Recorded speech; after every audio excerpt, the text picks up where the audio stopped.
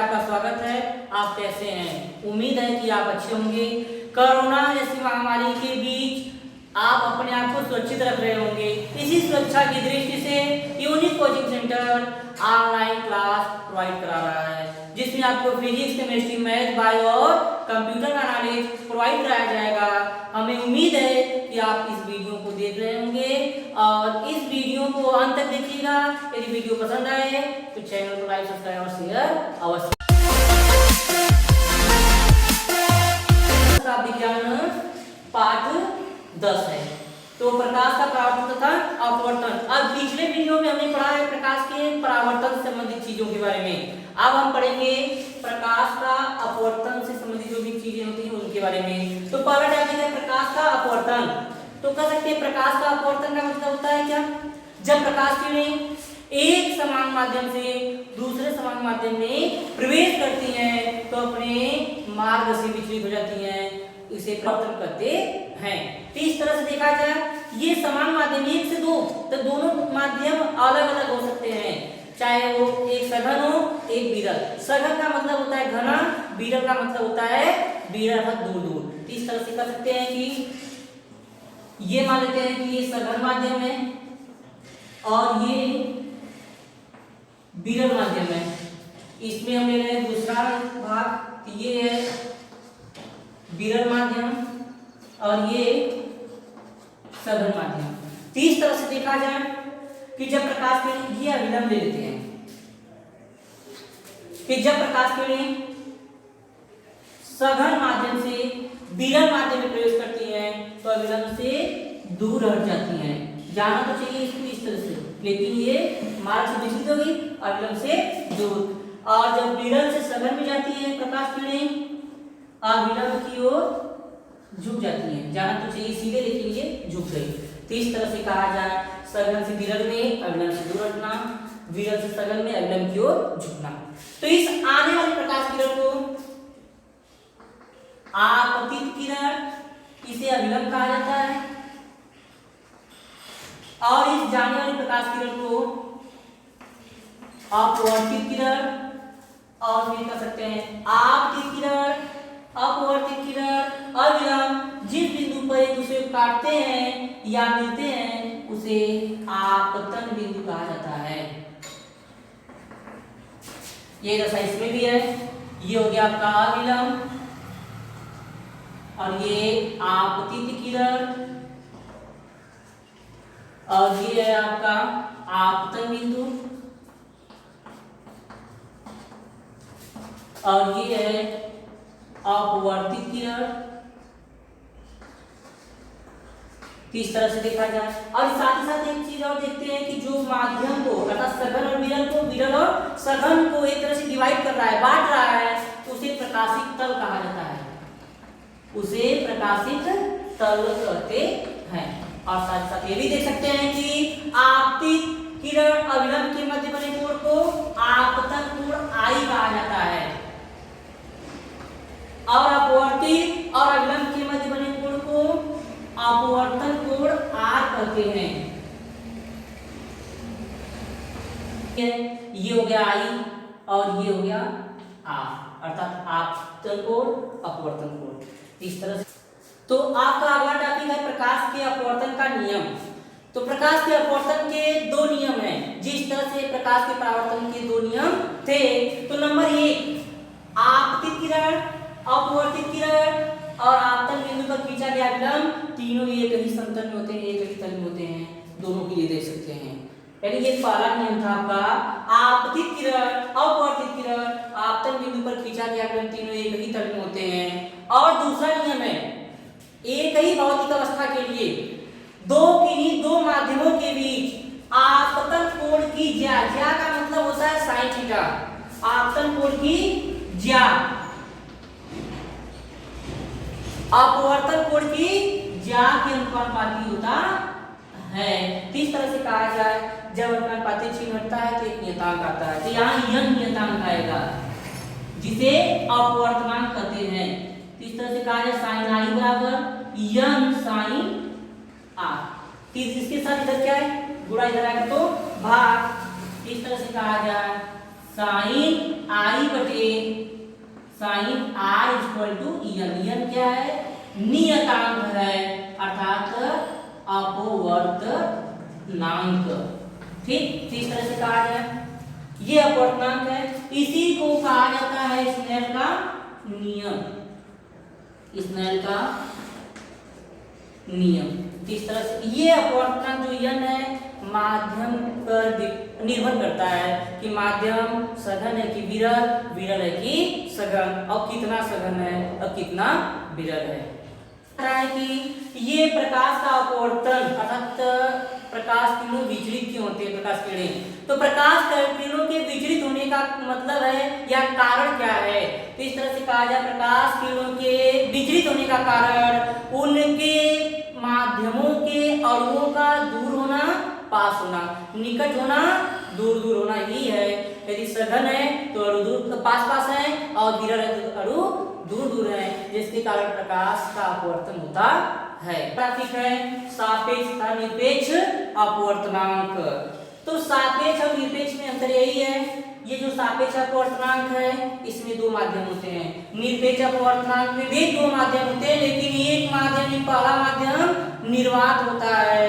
निर्वात का मतलब है कि उसके अणु बहुत दूर होते हैं, अनंत पर होते हैं, अर्थात कह सकते हैं कि एक तरह से खाली स्थान। तो कह सकते हैं कि जब सापेक्ष अपवर्तनांक किसे कहा जाए, तो सापेक्ष अपवर्तनांक यदि किसी प्रथम माध्यम के सापेक्ष द्वितीय माध्यम का अपवर्तनांक निकाला जाए तो उसे सापेक्ष अपवर्तनांक कहते हैं। तो मान लेते हैं कि जैसे प्रथम माध्यम के सापेक्ष द्वितीय माध्यम का अपवर्तनांक, प्रथम माध्यम के सापेक्ष द्वितीय माध्यम का अपवर्तनांक इस तरह से कर सकते हैं, ये हो जाएगा आपका n2 बटे n1, अर्थात जो चीजें आगे होंगी वो ऊपर नीचे होती हैं और जो पीछे वो ऊपर होती हैं। तो इस तरह से कहा जाए, तो मान लेते हैं पहला माध्यम है जल और दूसरा माध्यम है कांच यानी ग्लास। तो इस तरह से कहा जाए कि Ng बटे Nw, अर्थात जल के सापेक्ष कांच का अपवर्तनांक। यहाँ से देख सकते हैं कि ये है आपका सापेक्ष अपवर्तनांक। यदि पहला माध्यम निर्वात मान लिया जाए तो इस तरह से कह सकते हैं कि निर्वात के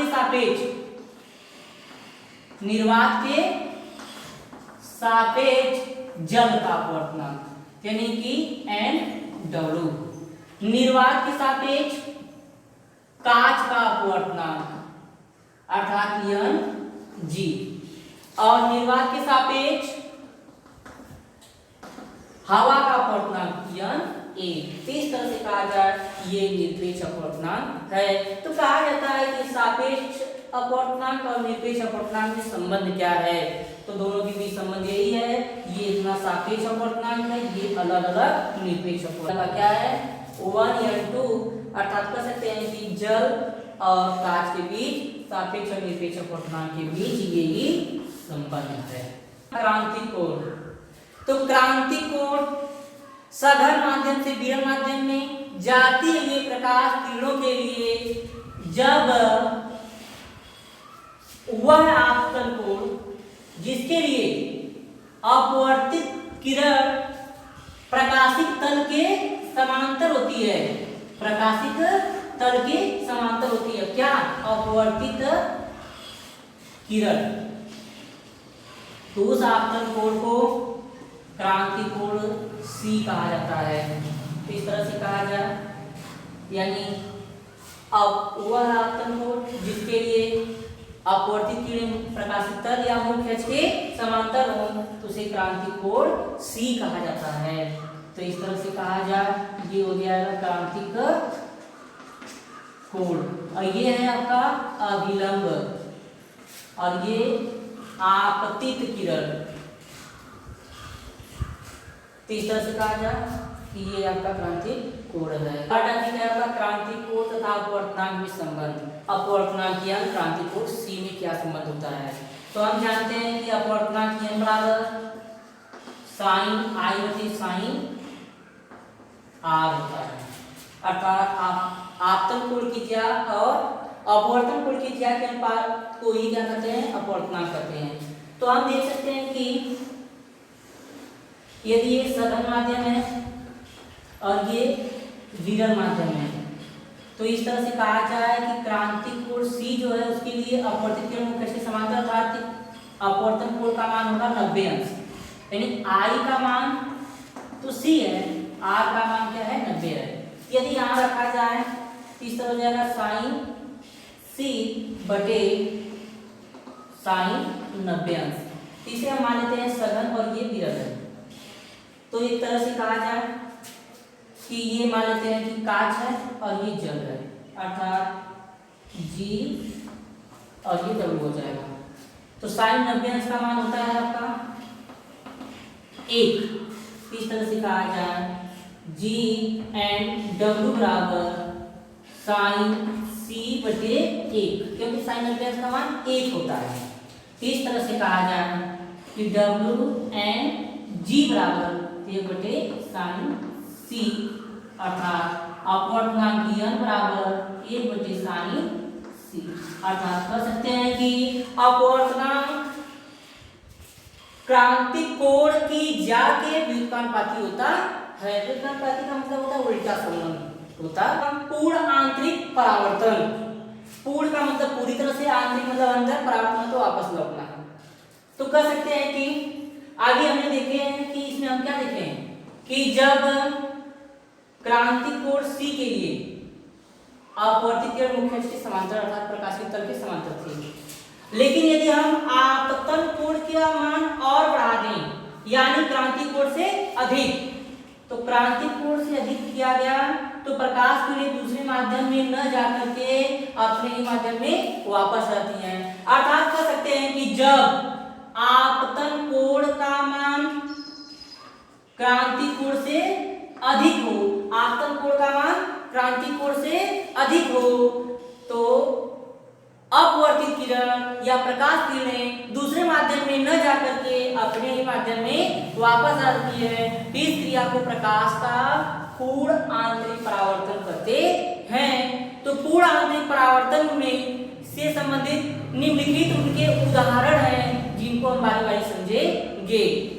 नंबर 1 है आपका रेगिस्तान में मरीचिका का बनना, नंबर 2 हीरे की चमक, नंबर 3 है मृत जल का निर्माण, नंबर 4 है कांच का चटका हुआ भाग दिखाई देना, नंबर 5 है प्रिज्म द्वारा अपवर्तन और नंबर 6 है प्रकाशित तंतुओं का निर्माण। तो हम नंबर 1 के बारे में चर्चा करते हैं, रेगिस्तान में मरीचिका का बनना। ये मरीचिका होता क्या है?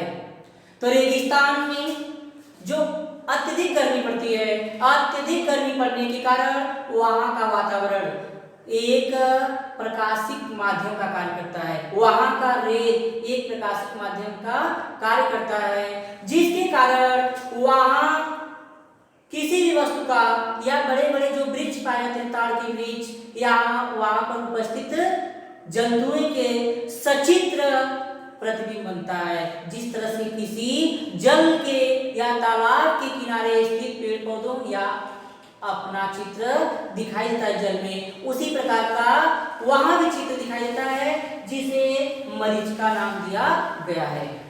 फिर नंबर 2 है आपका हीरे की चमक।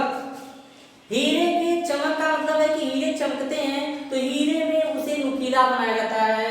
नुकीले भाग में कह सकते हैं कि वह सघन से विरल में जब प्रकाश किए जाती हैं तो पूर्ण आंतरिक परावर्तन के कारण उसके नुकीले भाग चमकते हैं।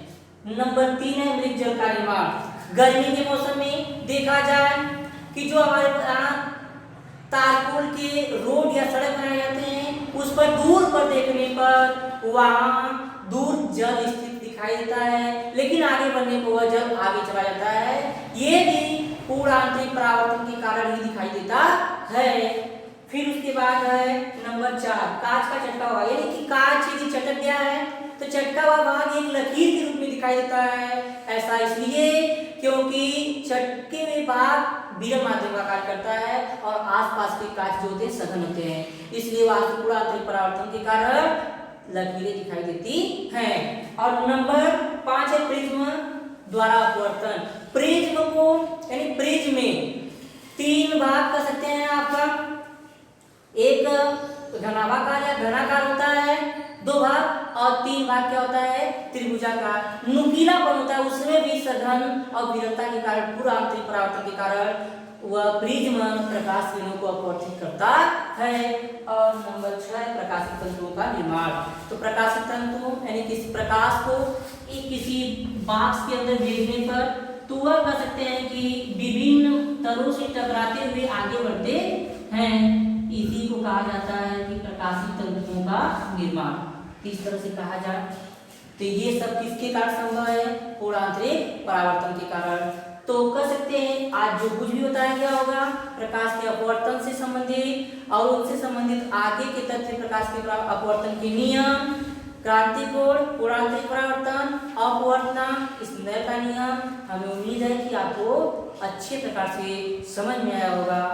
तो यदि वीडियो अच्छा लगे तो लाइक, सब्सक्राइब, शेयर और कमेंट करना मत भूलिएगा। धन्यवाद।